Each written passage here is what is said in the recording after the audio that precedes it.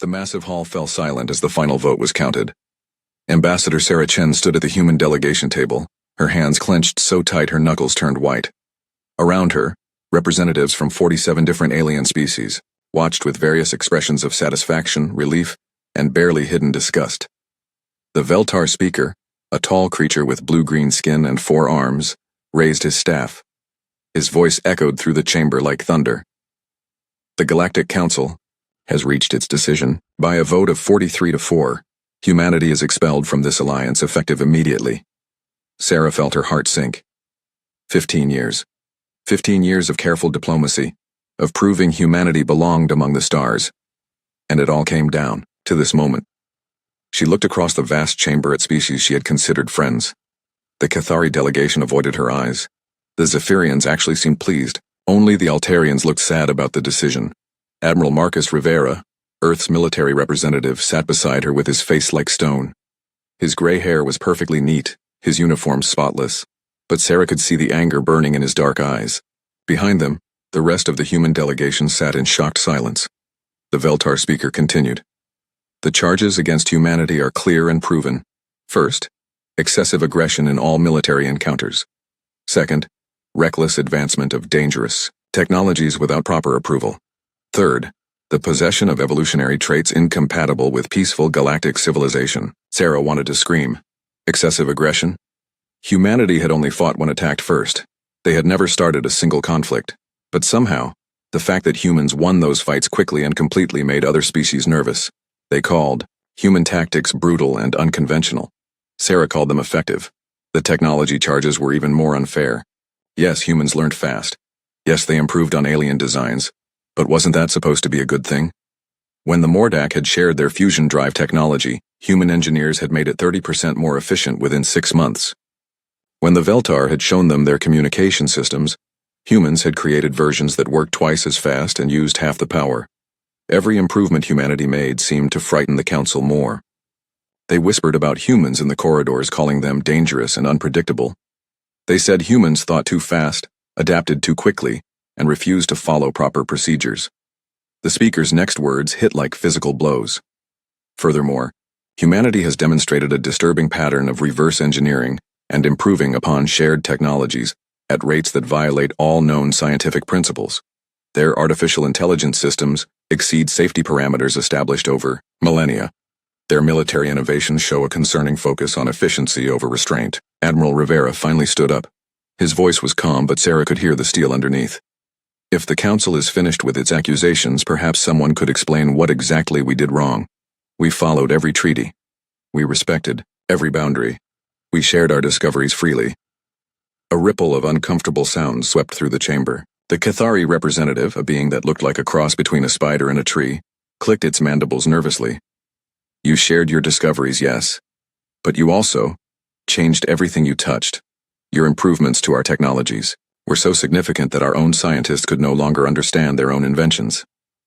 The Zephyrian delegate, floating in her hover chair, spoke with a voice like wind chimes. Your species learns too quickly. In 15 years you have mastered technologies that took us centuries to develop. You have created new weapons, new drives, new computers that make our greatest achievements look primitive. This is not natural. Sarah found her voice at last. Not natural? We're curious. We like to build things. We like to make things better. Since when is that a crime? The Veltar speaker's 4 eyes fixed on her. It is not a crime, Ambassador Chen. But it is dangerous. Your species has shown that it cannot be contained by normal limits. You push against every boundary, question every rule, improve every system you encounter. Where will it end? Admiral Rivera stepped forward. It ends with a better galaxy for everyone. The fusion drives we improved have made trade routes 40% more efficient. Our AI systems have helped solve problems that stumped Council scientists for generations. Our medical advances have saved millions of lives across dozens of species. And your military advances, the speaker replied coldly, have created weapons that could destroy entire fleets. Your ships are now faster and stronger than anything in the galaxy. Your soldiers train with methods that horrify our military observers. You treat warfare like it is both an art and a science. Sarah felt a chill. She was beginning to understand. This wasn't really about following rules or being peaceful. This was about fear. The Council was afraid of what humanity might become. The speaker raised his staff again. Therefore, humanity has 6 months to remove all personnel from council space. All shared technologies must be returned or destroyed. All joint research projects are terminated immediately. All trade agreements are void. Admiral Rivera's laugh was bitter.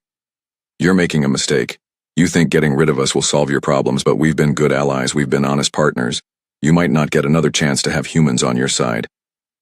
The Kithari representative clicked nervously. Perhaps this is too harsh. Humans have contributed much to our civilization. But the Veltar speaker was unmoved. The decision is final. Humanity is too unpredictable, too aggressive, and too dangerous to remain in this alliance. Better to end this now, before your species becomes an even greater threat. Sarah looked around the chamber one last time. She memorized the faces of the species that had voted against humanity. The Mordak, who had been humanity's first alien contact. The Veltar, who had sponsored Earth's membership in the Council. The Zephyrians, who had traded technology freely with human scientists. All of them were now afraid of what their former allies might do. As the human delegation was escorted from the chamber, Sarah noticed something strange. Admiral Rivera wasn't arguing anymore. He wasn't protesting or pleading. He was watching everything with the calm attention of a military strategist. He was studying the chamber layout, counting security, guards, noting exit routes. Dr. Elena Vasquez, head of the Xenotechnology Division, walked beside them. She was quiet too, but Sarah could see her fingers moving slightly as if she was doing calculations in her head.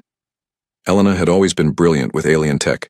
She could look at any device and figure out not just how it worked, but how to make it work better. As they reached the exit, Admiral Rivera spoke quietly to Sarah. "Don't worry, Ambassador, this isn't over." "What do you mean?" Sarah asked. Rivera smiled, and for the first time all day he looked genuinely pleased. "I mean, the Council just made the biggest mistake in galactic history. They're giving us 6 months to prepare. They're sending us away from their oversight and their rules. They're giving us complete freedom to build whatever we want, however we want to build it." Sarah felt a chill that had nothing to do with the cold corridors of the Council station. "Marcus, what are you thinking?" The Admiral's smile grew wider. "I'm thinking that humanity is about to get very creative, and the galaxy is about to learn why you should never back a human into a corner." As their ship pulled away from the Council station, Sarah looked back at the massive structure that had been humanity's home among the stars. They were leaving in disgrace, branded as too dangerous for civilized space. She wondered if the Council would ever realize that they had just turned humanity from an ally into something far more dangerous. They had just given humans a reason to prove exactly how dangerous they could be. The evacuation of humanity from Council space began 3 days after the vote. To outside observers, it looked like chaos. Hundreds of human ships moved frantically between colonies, research stations, and diplomatic outposts. Emergency broadcasts filled the communication channels. Families packed their belongings and prepared to abandon homes they had built over decades. But Admiral Rivera knew better. This wasn't chaos at all. It was the largest and most complex military operation in human history, and it was going exactly according to plan. "Operation Exodus is proceeding on schedule," reported Colonel James Park from the command center on Luna Base. "All Phase 1 objectives completed. We're moving to Phase 2 ahead of time." Rivera nodded as he studied the massive holographic display showing human positions throughout the galaxy. Red dots showed completed evacuations. Blue dots showed operations, still in progress. Green dots showed something the Council didn't know about. Hidden assets that weren't supposed to exist. The truth was, humanity had been preparing for this moment since their 3rd year in the Council. Not because they wanted to leave, but because they had learned to plan for every possibility. And humans were very good at planning for the worst. Dr. Elena Vasquez entered the command center carrying a sealed data case. Her usually neat hair was messy from days of nonstop work, but her eyes were bright with excitement. "Marcus, you need to see this." She activated a private hologram that showed technical specifications for dozens of devices. Rivera recognized some of them: fusion drives, AI cores, medical scanners, quantum computers. But the specifications were wrong. The performance numbers were far too high. "What am I looking at, Elena?" "The real story," she said with a grin. "For 15 years the Council has been sharing their technology with us. What they don't know is that we've been improving everything they gave us. Not just a little bit, dramatically." She pointed to a fusion drive schematic. "Their version produces 1,000 units of power. Our improved version produces 3,000 units with the same fuel consumption, and it's more reliable." Rivera felt his pulse quicken. How much more? Our drives can run continuously for 50 years without maintenance. Theirs need service every 5 years. Our AI systems process information at speeds that would crash their networks. Our medical technology can heal injuries that they consider fatal. Elena opened another file. But here's the real surprise. We've been doing more than just improving their technology. We've been combining it in ways they never thought of. Veltar communication systems integrated with Cathari processing power and human intuitive interfaces. The result is something completely new. Admiral Rivera stared at the data. Elena, are you telling me that humanity's technology is now superior to anything in the Council? Not just superior, Marcus. It's so far ahead that Council scientists would probably think our equipment is impossible. Remember, they believe in slow, careful progress over centuries. We believe in rapid innovation and bold experimentation. The gap between our approaches has created a gap in our capabilities. Rivera walked to the large window overlooking Luna's surface. Below, he could see the construction yards where humanity's new ships were being built. Ships designed with no Council oversight, no bureaucratic limitations, no requirements to follow proper procedures. Show me the ships, he said. Elena activated another hologram. The design that appeared was unlike anything in the galaxy. It was larger than Council battleships, but sleeker. It bristled with weapons that used principles the Council had banned as too dangerous. Most importantly, it could do something no other ship in the galaxy could do. It could build more ships. We're calling it the Prometheus class, Elena explained. It's part battleship, part factory, part research station, part colony ship. A single Prometheus can establish a complete industrial base on any world within 6 months. It can defend itself against entire fleets while simultaneously conducting scientific research and training new personnel. Rivera smiled. How many are we building? The first one launches next week. By the end of the year, we'll have 12. By the end of the decade, we'll have hundreds. A communication alert interrupted them. Admiral, came Colonel Park's voice. We're receiving a transmission from the Rim Territories. The Rim Territories, the outer edge of the galaxy where no civilized species bothered to settle. The space was full of dangerous phenomena, harsh environments, and difficult mining conditions. It was exactly where humanity was being forced to go. The transmission showed Captain Diana Walsh, one of Rivera's best officers, standing on the bridge of an exploration vessel. Behind her, through the viewports, Rivera could see a spectacular view of a purple nebula surrounding a cluster of young stars. Admiral, we've completed the survey of the outer reach sectors, Walsh reported. I have good news and better news. Let's hear it, Captain. The good news is that the Rim Territories are even richer than we hoped. The asteroid fields here contain more rare metals than anything in Council space.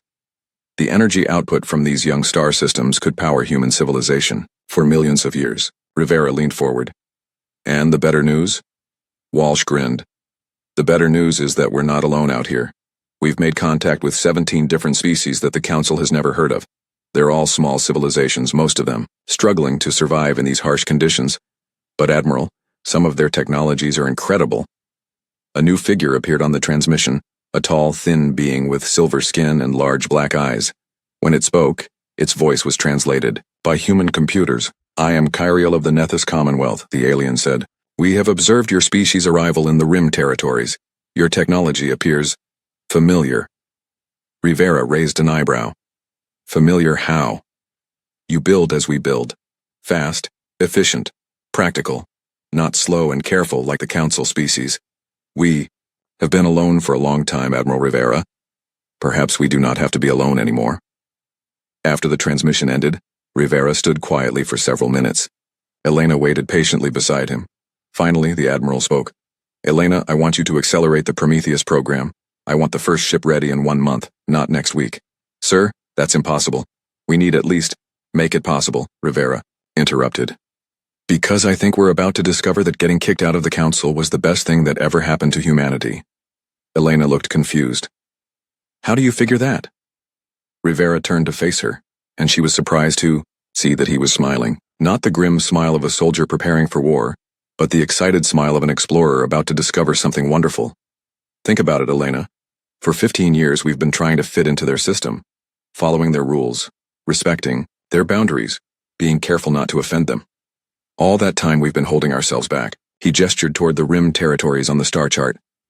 But out there are no Council rules, no regulations about what technology we can develop, no committees to approve our research, No votes on whether our methods are too aggressive or too fast. Elena began to understand. You're saying we're free. I'm saying we're finally free to be human, Rivera confirmed. Free to innovate as fast as we can think. Free to build whatever we can imagine. Free to make allies with anyone who wants to work with us instead of just the species the Council approves of. He pointed to the data showing human improvements to Council technology. They were afraid of what we might become if left unchecked. Well, they're about to find out. Because we're going to build something out there that they never imagined. Elena looked at the specifications for the Prometheus ships, then at the star chart showing the vast territories of the galactic rim. What exactly are we going to build, Marcus? Admiral Rivera's smile became predatory. We're going to build an empire, Elena. Not the kind built on conquest and fear like the old Earth empires, but an empire built on the things humans do best. Innovation, adaptation, and the ability to turn any disadvantage into an advantage.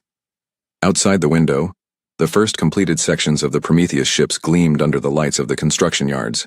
Soon, those ships would carry humanity into the unknown regions of the galaxy. The Council had expelled humanity because they were afraid of human potential. They were about to discover that their worst fears hadn't been nearly ambitious enough. 25 years had passed since humanity's expulsion from the Galactic Council. Captain Diana Walsh stood on the bridge of the HSV Prometheus, watching through the massive viewport as her ship approached the Kepler mining complex. What she saw would have amazed any Council observer. The asteroid field that had once been empty space was now home to thousands of structures. Massive mining platforms carved metal from floating rocks the size of cities.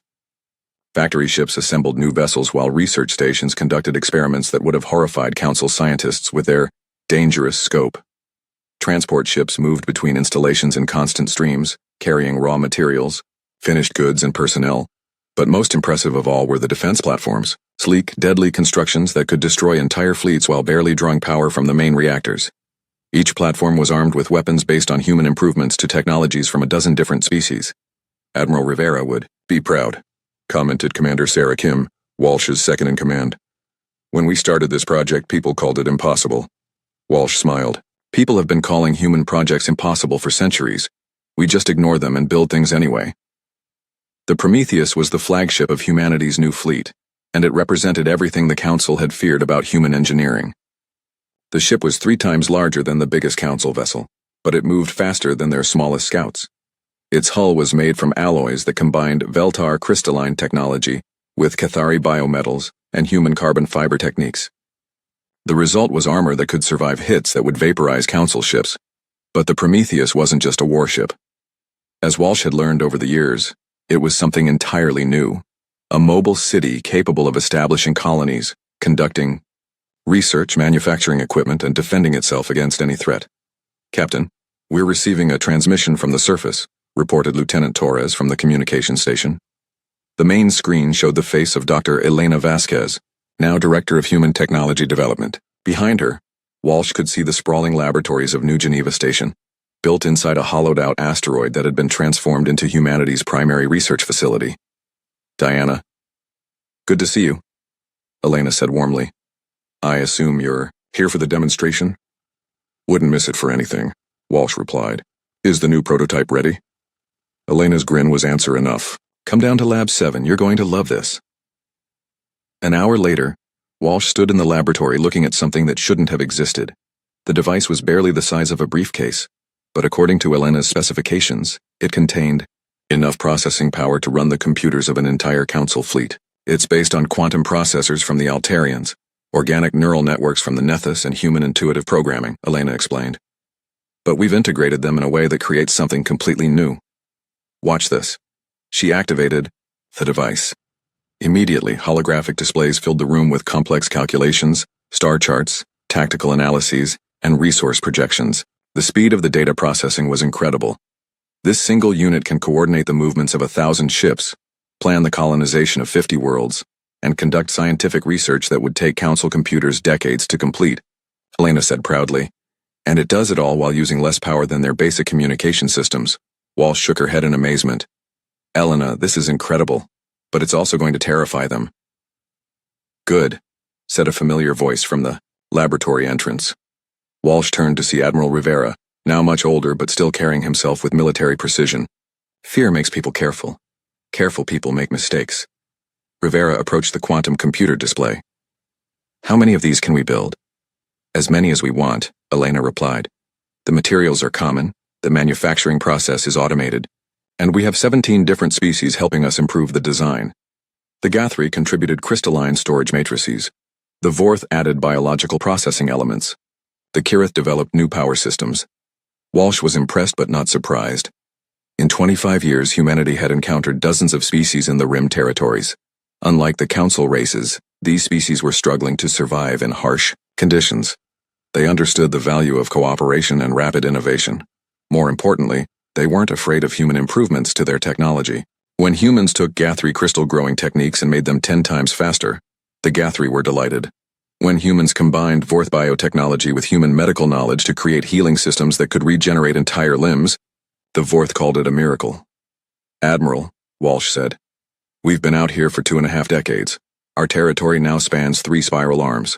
We have allies the Council has never heard of, technology they can't imagine, and resources that dwarf their entire civilization. When do we make contact? Rivera was quiet for a long moment. Then he smiled. Soon, Diana. Very soon. But first, I want you to see something. He led them to a secured section of the laboratory, where a massive holographic display showed the current state of human space. The image was breathtaking. Red dots showed human colonies now numbering in the thousands. Blue lines showed trade routes connecting hundreds of systems. Green markers indicated allied species, 43 different civilizations that had joined humanity's growing confederation. But most impressive was the yellow overlay showing industrial capacity. Humanity's Rim territories now produce more ships, more weapons, more technology, and more resources than the entire Galactic Council. The Council expelled us because they were afraid we would become too powerful, Rivera said quietly. They were right to be afraid, but they made one crucial mistake. What mistake? Walsh asked. They thought they could control the outcome by getting rid of us, but all they did was give us the freedom to become everything they feared we might be. He zoomed the display to show the borders between human space and Council space. Our scouts have been watching them for years. They're stagnating, Diana. Their technology hasn't improved significantly in decades. Their economy is struggling because they refuse to embrace efficient methods. Their military is using the same tactics they used a century ago. Elena nodded. Meanwhile, we've been growing exponentially. Every year we get stronger, faster, smarter. Every year we incorporate new species and new ideas into our confederation. And every year, Rivera added, the gap between us and them gets larger. Walsh studied the display. The comparison was striking. Council space looked static, unchanging, locked into ancient patterns. Human space looked dynamic, constantly growing and evolving. What's our next move? She asked. Rivera's expression became serious. Tomorrow, you're taking the Prometheus on a special mission. You're going to pay a visit to the Council borders. Walsh felt her pulse quicken. Are we talking about invasion? No, Rivera said with a slight smile. We're talking about a diplomatic mission. It's time to let the Council know that humanity didn't just survive their exile. It's time to show them what we've become. He pointed to a system near the Council border. The Veltar have a research station there. They've been having problems with pirates from the outer systems. Pirates using ships and weapons they don't recognize. Walsh understood immediately. Ships and weapons that came from species allied with us. Exactly. The Council is starting to realize that there are civilizations out here they never knew about. Civilizations that are now part of something much larger than they imagined. Elena laughed. They're going to be so surprised. Surprised is one word for it, Rivera agreed. Terrified might be more accurate. When they expelled us, they thought they were getting rid of a minor irritation. They're about to discover they've been dealing with the advanced scouts of an empire. Walsh looked at the quantum computer, still processing data at impossible speeds. She thought about the Prometheus, with its impossible combination of technologies from dozens of species. She considered humanity's allies, species the Council had never heard of but who commanded technologies that would revolutionize galactic civilization. Admiral, she said slowly, I think the Council is about to learn why you should never underestimate humans. Rivera nodded. They thought our biggest weakness was that we were too ambitious, too innovative, too willing to break the rules. They're about to find out that those weren't weaknesses at all. Outside the laboratory windows, Walsh could see human ships moving between the stars, ships carrying human crews and alien allies, equipped with impossible technology, heading toward destinations the Council couldn't imagine. The species that had been deemed too dangerous for civilized space was about to remind the galaxy exactly why that assessment had been correct. The first sign of humanity's return came from the border systems. Council patrol ships started reporting strange encounters with vessels of unknown design. The ships appeared without warning, scanned Council installations with equipment that penetrated even military-grade shielding, then vanished before defensive systems could respond. Commander Zektar of the Veltar Border Guard filed the same report for the 5th time in 2 months. Unknown vessels continue to probe our sensor networks. Ships appear to use stealth technology beyond our current understanding. All attempts at communication have been ignored. The Council's response was predictable. They increased patrols, upgraded sensor systems, and issued warnings about unauthorized vessels in Council space. But the ghost ships continued their mysterious activities, always staying just out of reach. What the Council didn't realize was that these weren't random encounters. Captain Diana Walsh was conducting the most comprehensive intelligence operation in galactic history. The Prometheus and her sister ships had spent 6 months mapping every Council installation, analyzing their defenses, studying their technology, and assessing their capabilities. The results were exactly what Admiral Rivera had expected. "They haven't changed at all," Walsh reported during a secure transmission to Earth Command. "Same ship designs they used 20 years ago, same weapons, same shields, same tactics. They're completely static." Admiral Rivera studied the intelligence, reports from his office on Luna Base. His hair was now completely white, and his face showed the lines of age, but his mind was as sharp as ever. "What about their economy?" "Struggling," Walsh replied. "Trade routes are inefficient because they refuse to upgrade their transportation systems. Manufacturing is slow because they won't adopt automated techniques. They're actually producing fewer ships now than they were when we left." Rivera wasn't surprised. The Council's obsession with careful, slow progress had always been their weakness. While humanity and their allies had been innovating at incredible speeds, the Council had been following the same old procedures. "Any signs they know about our empire?" Rivera asked. "They're starting to get worried about reports from the Rim territories," Walsh said. "Apparently some of their deep space explorers have encountered our allied species. The descriptions of Nethys technology and Gathri manufacturing capabilities have their scientists very confused." Rivera smiled grimly. "I bet they are. Are you ready for the next phase?" Walsh nodded. "All systems ready, Admiral. This is going to be quite a shock." The next day, the annual gathering of the Galactic Council was proceeding exactly as it had for the past century. Representatives from 47 species sat in the Great Chamber, debating trade regulations and territorial boundaries with mind-numbing predictability. The Veltar speaker was in the middle of a lengthy presentation about patrol schedules when every sensor in the chamber began screaming alerts. The massive displays showed something impossible. A ship had just appeared in the center of the Council system without triggering a single early warning device. The ship that materialized on the screens was unlike anything the Council had ever seen. It was enormous, easily 3 times the size of their largest vessels, but its design was elegant rather than bulky. The hull gleamed with what appeared to be living metal that shifted colors as it moved. Most disturbing of all, it was broadcasting on frequencies the Council didn't recognize, using encryption methods they couldn't decode. Panic spread through the chamber as military commanders tried to understand how such a massive ship had appeared undetected. Their most advanced sensors should have spotted anything that large from light years away. Then the ship sent a transmission on standard Council frequencies. The face that appeared on the main screen was human, but the woman wore a uniform unlike anything the Council remembered. Captain Diana Walsh, now Admiral Walsh, looked older and more confident than when she had left 25 years earlier. "Greetings, Galactic Council," she said with a slight smile. "This is Admiral Diana Walsh of the Human Confederacy. I am here to request a diplomatic audience to discuss new territorial boundaries and trade agreements." The chamber erupted in chaos. Representatives shouted questions, military officers demanded explanations, and the Veltar speaker struggled to maintain order. When silence finally returned, his first words revealed the depth of their shock. "Humans? But you were expelled from our space. You were ordered to withdraw beyond the Rim territories. How do you possess such advanced vessels?" Walsh's expression didn't change. "We did withdraw beyond the Rim territories as ordered." "What?" "We found there was quite interesting." She activated a holographic display that filled the chamber with star charts. The Council representatives stared in growing horror as the scope of humanity's expansion became clear. The territories they had dismissed as worthless wastelands were now marked with thousands of human installations. 25 years ago, you expelled humanity because you considered us too dangerous for civilized space. Walsh continued. You were concerned about our rapid technological advancement and our unconventional military tactics. I'm here to inform you that your concerns were well-founded. The Cathari representative, clicking nervously, managed to speak. Admiral Walsh, your ship. It incorporates technologies we do not recognize. How is this possible? Simple, Walsh replied. While the Council has been maintaining the status quo, humanity has been exploring, learning, and growing.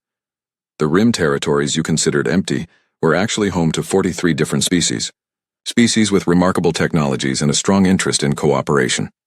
She highlighted several systems on the star chart. The Nethys developed quantum processing systems that make your computers look like primitive calculators. The Gathri created manufacturing techniques that can build entire fleets in weeks rather than years. The Vorth discovered biotechnology applications that can heal injuries you consider fatal. The Zephyrian delegate's voice was barely a whisper. You allied with unknown species? We didn't just ally with them, Walsh said proudly. We integrated our civilizations. We shared our technologies freely and learned from theirs. We created something entirely new, a confederacy based on mutual benefit and rapid innovation. Admiral Rivera's image appeared beside Walsh's on the transmission. Though he looked older, his presence still commanded respect. Honorable Council members, humanity has no desire for conflict. We are here to establish formal relations between our civilizations. The Veltar speaker found his voice.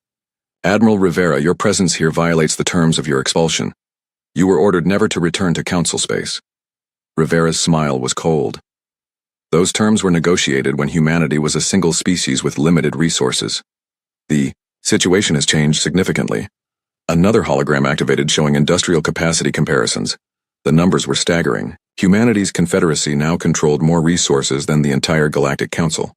Their manufacturing capacity was 10 times larger. Their technological advancement had accelerated to rates the Council considered impossible. This is not possible, whispered the Mordak representative. No civilization could achieve such growth in 25 years. No Council civilization could achieve such growth, Walsh corrected. But we're not a Council civilization anymore. We're something new. We're a confederation that values innovation over tradition, cooperation over hierarchy, and results over procedures. The chamber fell silent as the implications sank in. The species they had expelled as too dangerous had become more powerful than all of them combined. Worse, they had done it by embracing the very qualities the Council had found threatening. The Altarian delegate, one of the few species that had opposed humanity's expulsion, spoke carefully. What are your intentions toward Council space? Rivera's expression softened slightly. Our intentions are peaceful, but they are also non-negotiable. The galaxy has changed, whether the Council recognizes it or not.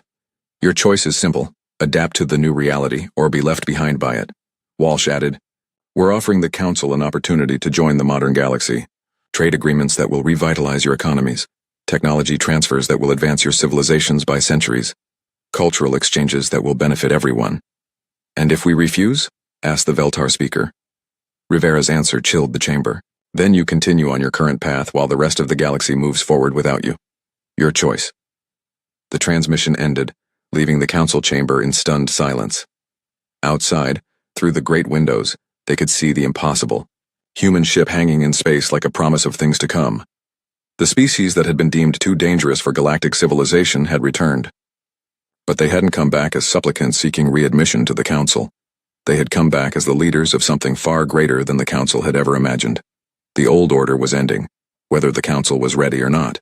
The only question now was whether they would be part of the new one humanity was creating, or watch it develop from the outside as history passed them by. For the first time in centuries, the Galactic Council faced a choice that might determine the fate of their entire civilization. The negotiations took place on neutral ground, a space station in the buffer zone between Council space and the Human Confederacy. The station itself told the story of how much had changed. Built by human engineering teams in just 6 months, it incorporated technologies from dozens of species and provided facilities that amazed even veteran diplomats. Admiral Marcus Rivera, now in his 80s but still sharp as a blade, sat across from the same Veltar speaker who had expelled humanity 25 years earlier. The alien looked older too, his blue-green skin now marked with the darker patches that indicated advanced age among his species. Between them sat representatives from both civilizations, but the balance of power was obvious. The Council delegation looked tired, worried, and overwhelmed. The Human Confederacy delegation radiated confidence and energy. Let me understand your proposal, the Veltar speaker said slowly. You want us to abandon our traditional governmental structure, open all our technologies for unrestricted sharing, and accept your allied species as equal members of a new galactic organization. President Lisa Chang, humanity's new leader, nodded calmly. That's essentially correct. The alternative is watching your civilizations slowly decline, while the rest of the galaxy moves forward without you. She activated a holographic display showing economic projections. The data was stark and undeniable. Council worlds were experiencing declining birth rates, reduced innovation, failing infrastructure, and social stagnation.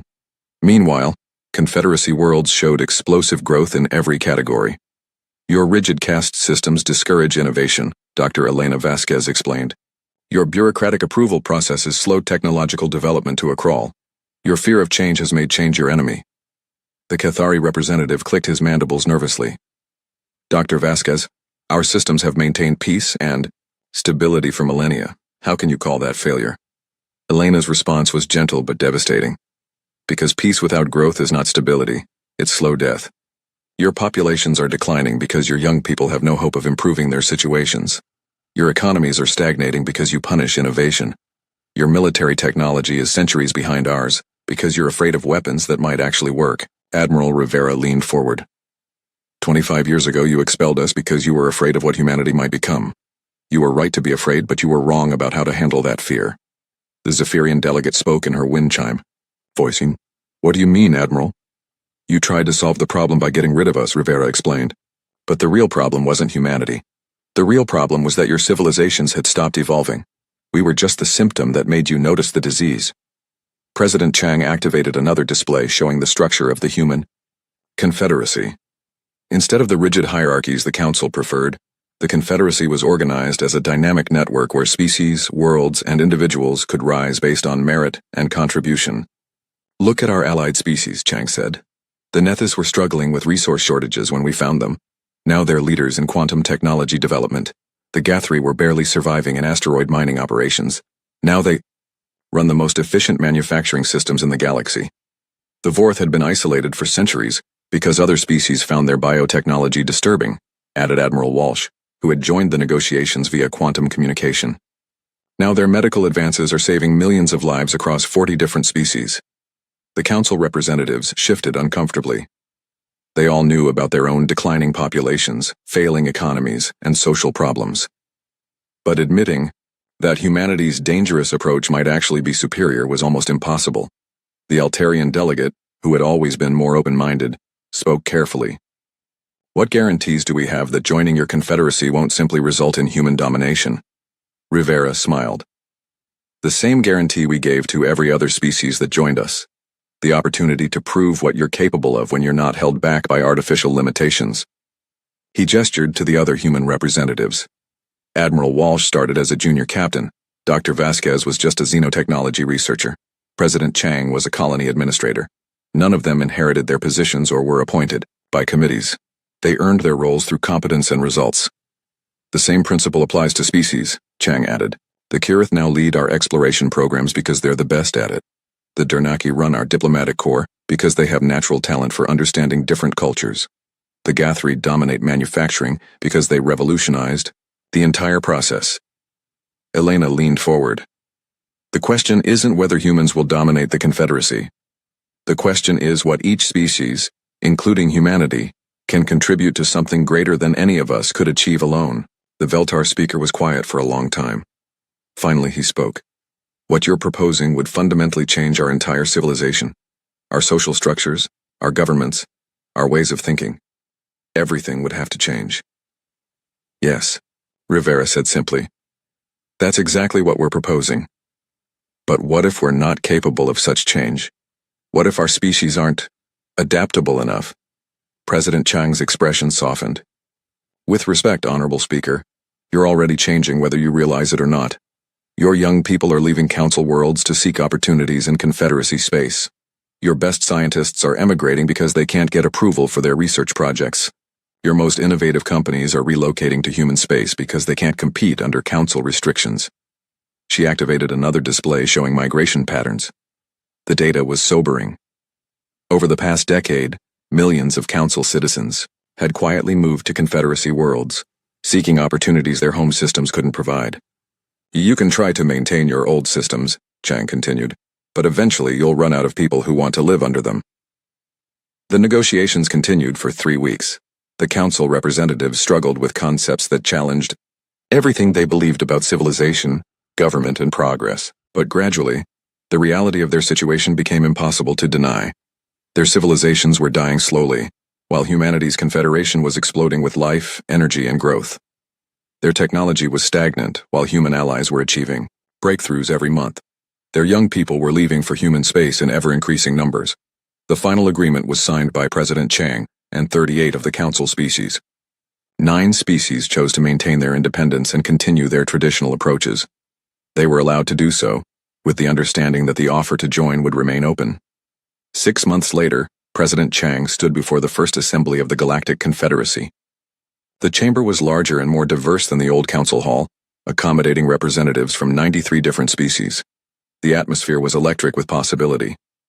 "Citizens of the galaxy," she began, "we gather today not as separate species protecting our individual territories, but as partners in the greatest experiment in galactic history. We are building a civilization based on the radical idea that anyone, regardless of origin, can improve their situation through effort and innovation." In the audience, Admiral Rivera smiled as he watched species that had been enemies for centuries working together on joint projects. The rigid caste systems of the old council had been replaced by merit-based advancement.